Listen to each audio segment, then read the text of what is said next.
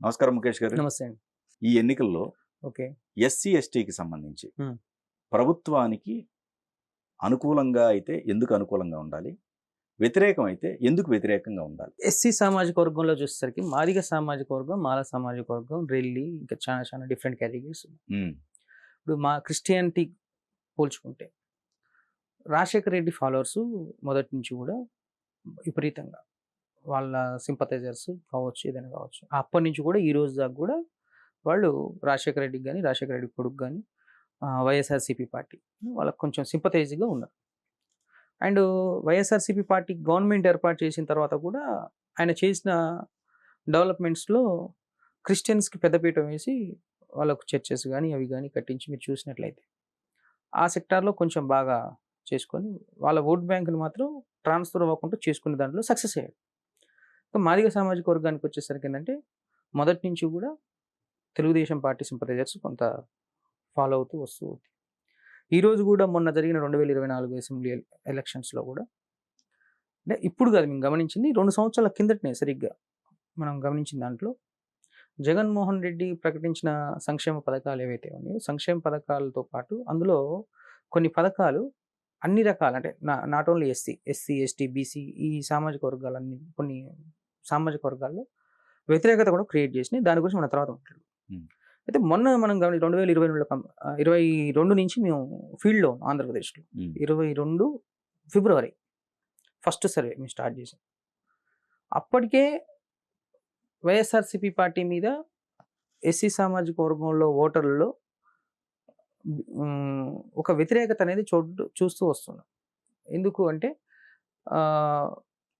కొన్ని సెక్టార్స్ అంటే పనుల విషయంలో కావచ్చు, ఇంకా డిఫరెంట్ ఈక్వేషన్. క్రిస్టియన్స్లో మాత్రం మార్పు రాలేదు. మాదిగ సామాజిక వర్గంలో మాత్రం మార్పు గమనించిన మాస్ ఓటర్స్లో ఎస్పెషల్లీ ఎండీస్లో ఉన్న మాస్ ఓటర్స్లో నెక్స్ట్ మనం ఈ ప్రభుత్వాన్ని ఉంచుకోవద్దన్న ఉద్దేశంతో మార్పు స్టార్ట్ అయిందంటే మొన్న ఎలక్షన్స్కి వచ్చేసరికి ఏంటంటే ఎండీస్ టీడీపీకి వేసారు ఎండీస్. కానీ ఎమ్మెల్యేస్కి వచ్చేసరికి ఏమైందంటే మన క్రిస్టియన్కి సంబంధించిన వాళ్ళు వచ్చేసరికి మాత్రం 80% మళ్ళీ జగన్మోహన్ రెడ్డికి వేసారు. ఒక 20% ఓట్ అనేది ట్రాన్స్ఫర్ అయింది. అయినప్పటికీ అది కూడా అక్కడ ఉన్న లోకల్ అభ్యర్థిని బట్టి ఓట్ ట్రాన్స్ఫర్ అయింది. ఇక మిగిలిన సమాజం ఇప్పుడు ఆంధ్రప్రదేశ్లో ఏంటంటే బీసీలు ఫస్ట్ మనకు చూస్తే, బీసీల తర్వాత ఎస్సీ, ఎస్టీ సామాజిక వర్గాలను చూస్తే, తర్వాత కమ్మ, తర్వాత కాపు, ఇట్లా అంటే ఓట్ బ్యాంక్ రేషియో చూస్తే సో బీసీల తర్వాత ఎక్కువ ఫోకస్ చేసింది కూడా అంటే జగన్మోహన్ రెడ్డికి ఉన్న బాగా నమ్మకం కూడా ఏంటంటే ఎస్సీ, ఎస్టీస్, మైనార్టీస్ అంతా నాకు ఫుల్ సపోర్ట్గా ఉన్నారు. వాళ్ళు ఎలా క్యాలిక్యులేట్ చేసే దశకు వచ్చిందంటే ఒక దశలో ఒకవేళ ఏదైనా నియోజకవర్గం తీసుకున్నాం అనుకోండి, ఆ నియోజకవర్గంలో ఎస్సీ ఓట్లు 30,000, మైనార్టీలు 20,000 అంటే 50,000 ఓటు ఉంది అంటే వైఎస్ఆర్సీపీ ఓట్ బ్యాంక్ 50,000తో స్టార్ట్ అవుతుంది అని లెక్కలు వేసుకునే దాకా వచ్చారు. కానీ ప్రభుత్వం మీద వచ్చిన వ్యతిరేకత అన్ని సామాజిక వర్గాలతో పాటు ఇందులో కూడా వచ్చింది. అదే నేను అనేది ఎందుకు వచ్చింది, ఆ వ్యతిరేకత ఎందుకు వచ్చింది చెప్తున్నాగా. ఫ్యాక్టర్స్ అన్ని కామన్, డెవలప్మెంట్ ఫ్యాక్టర్ కావచ్చు, అండ్ రాజధాని ఫ్యాక్టర్ కావచ్చు, 3 రాజధానుల ఫ్యాక్టర్ కావచ్చు. అది కామన్ మ్యాన్ కి అప్పుడు ఆ స్థాయిలో ఉన్న కామన్ మ్యాన్ కి అవసరపడుతుందా? ఎందుకంటే వాళ్ళకి నిత్యావసరాలు, వాళ్ళకి కావాల్సింది ఏదైతే ఉన్నాయో సమకూరుస్తున్నారు. అయితే మీరు అవసరం పడుద్దా అన్నారు కాబట్టి అంటే నా ఉద్దేశం అండి, ఇప్పుడు డబ్బులు అనేవి వాళ్ళ అకౌంట్ లో పడుతున్నాయి. అవును, వాళ్ళ అకౌంట్ లో డబ్బులు పడుతున్నప్పుడు వాళ్ళకి సంక్షేమం అందుతున్నప్పుడు వాళ్ళకి వ్యతిరేకత ఎందుకు వస్తుంది? ఇప్పుడు సంక్షేమం ఒకటే ఫ్యాక్టర్ కదండి. ఇప్పుడు సంక్షేమం ఒకటే ఫ్యాక్టర్ అయితే మిగిలిన రాష్ట్రాలన్నీ కూడా మిగతా నేను చెప్తున్నాను మిగిలిన రాష్ట్రాలు కూడా ఓన్లీ సంక్షేమం చేసుకుంటూ పోవాలి. కానీ ఓటర్కి ప్రతిదీ కూడా అబ్జర్వ్ చేశాడు. కొంతమంది ఓటర్లు డైరెక్ట్ అన్నారు, ఇప్పుడు ఇన్ని పథకాలు ఇస్తున్నాడు కదా, ఇన్ని పథకాలు ఎందుకు, ఇన్ని డబ్బులు ఉచితంగా ఎందుకు ఇవ్వాలి, అదేదో దీని మీద ఫ్యాక్టరీ మీద పెడితే మా పిల్లలకు భవిష్యత్తు ఉంటుంది కదా, మా పిల్లలకు భవిష్యత్తు లేకుండా చేసి సంక్షేమం ఎందుకు, ఉద్యోగాలు లేకుండా మా పిల్లలు 5 సంవత్సరాలు అయింది డిగ్రీ కంప్లీట్ చేసి, 4 ఏళ్ళు అయింది పీజీలు కంప్లీట్ చేసి, ఉద్యోగాలు లేనంత కాలం ఇచ్చినా ఒకటే ఇవ్వకున్నా ఒకటే, ఈ సంక్షేమం వాళ్ళు ఇస్తాడు, మళ్ళీ వచ్చే నెల వరకు చూస్తాం, మళ్ళీ వచ్చే నెల ఇస్తాడు, తర్వాత చూస్తాం, ఈ 5 సంవత్సరాల తర్వాత నా పిల్లల భవిష్యత్తు ఏంది అని ఒక ప్రశ్న అనేది ఉంటుందా? ఉండదు. అప్పుడు మీరు అంటే 80% ఉండదు.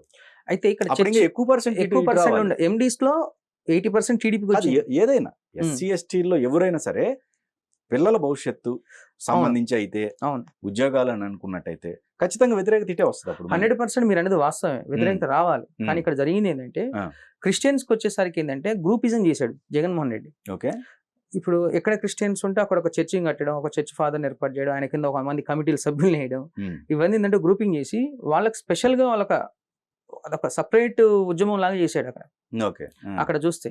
కానీ వాళ్ళ సెక్టార్లో మళ్ళీ ఇక్కడ డెవలప్మెంట్కి వచ్చేసరికి వాళ్ళు కూడా కొంచెం అసంతృప్తిగానే ఉన్నారు. వీళ్ళు అసంతృప్తి.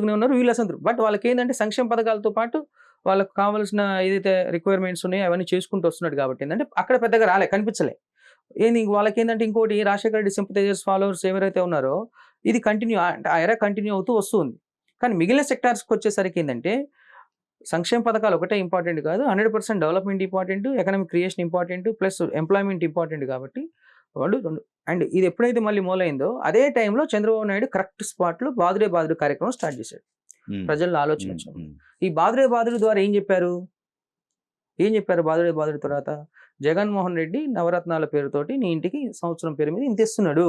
మరి ఈ రోజు నీకు కరెంటు బిల్ ఎంత వస్తుంది, ఈ రోజు నీకు కిరాణం సామాను నూనె ప్యాకెట్ అప్పుడు ఎంత ఉంది, నీ నూనెప్పుడు ఎంత ఉంది, ఇప్పుడు ఎంత ఉంది అంటే ఆయన నీకు ఎంత ఇస్తున్నాడు, నువ్వు నెలకు ఎంత ఖర్చు పెడుతున్నావు, నీ నెల ఖర్చు ఎంత పెరిగింది, నువ్వు ఎంత నష్టపోతున్నావు అని ఇండైరెక్ట్ గా క్యాలిక్యులేషన్ చేసి మాత్రం బాదుడే వాళ్ళు స్టార్ట్ చేశారు. రైట్. ఇక్కడ ఈ పాయింట్లో అండి, ఈ పాయింట్లో మీరు గ్రౌండ్ లో అబ్జర్వ్ చేసినప్పుడు ఒక ఎస్సీ ఎస్టీకి సంబంధించిన వర్గానికి వాళ్ళకి ఎంత వచ్చింది, ఎంత ఖర్చు అవుతుంది అనే క్యాలిక్యులేషన్ మీకు ఎవరు చెప్పారు?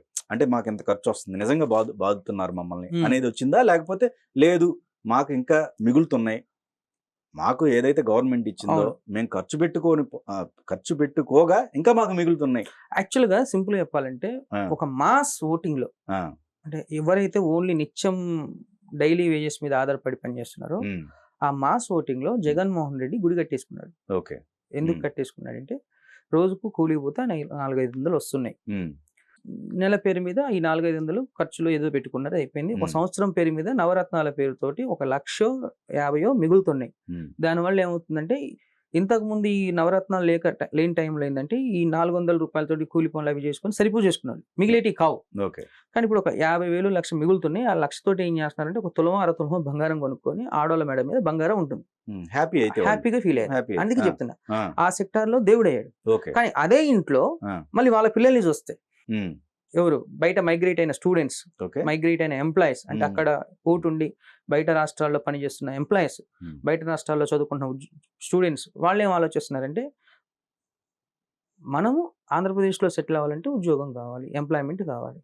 లేదు మనం ఇక్కడ ఉండి బయట ఉంటున్నాం అంటే ఇక్కడ ఎంప్లాయ్మెంట్ లేదు. అంటే వాళ్ళ పిల్లలకు వచ్చేసరికి ఏంటంటే ఆ తల్లి అంటే ఎవరైతే ఇందాక తులం బంగారం కొనుక్కున్న లేడీస్ ఉన్నారో అట్లా ఆ ఇంట్లోనే ఆలోచనలు ఏమవుతున్నాయి, డైవర్ట్ అవుతున్నాయి వాళ్ళని చూసేసరికి. అరే 4 ఏళ్ళైంది నా కొడుకు డిగ్రీ కంప్లీట్ అయ్యి ఇంతవరకు ఉద్యోగం రాకపోయా. మీరు అబ్జర్వ్ చేస్తే నా కొడుకు డిగ్రీ కంప్లీట్ అయింది, బయటికి వెళ్ళి పని చేస్తున్నాడు, ఆడొచ్చేది 20,000 30,000 వస్తున్నాయి, వాడు సరిపోతుందో సరిపోవట్లేదు, అదే ఈడుంటే ఉద్యోగం ఉంటే ఇంకో రకంగా బాగుంటుండే. నాకు ఆలోచన అనేది ప్రతి తల్లికి మళ్ళీ జనరేట్ అయింది. సో కాబట్టి సైలెంట్ ఓటింగ్ ఎక్కువ జరిగేదానికి కారణం ఇదే. సైలెంట్ ఓటింగ్ భారీ స్థాయిలో జరిగిందని చెప్తున్నాం మనం.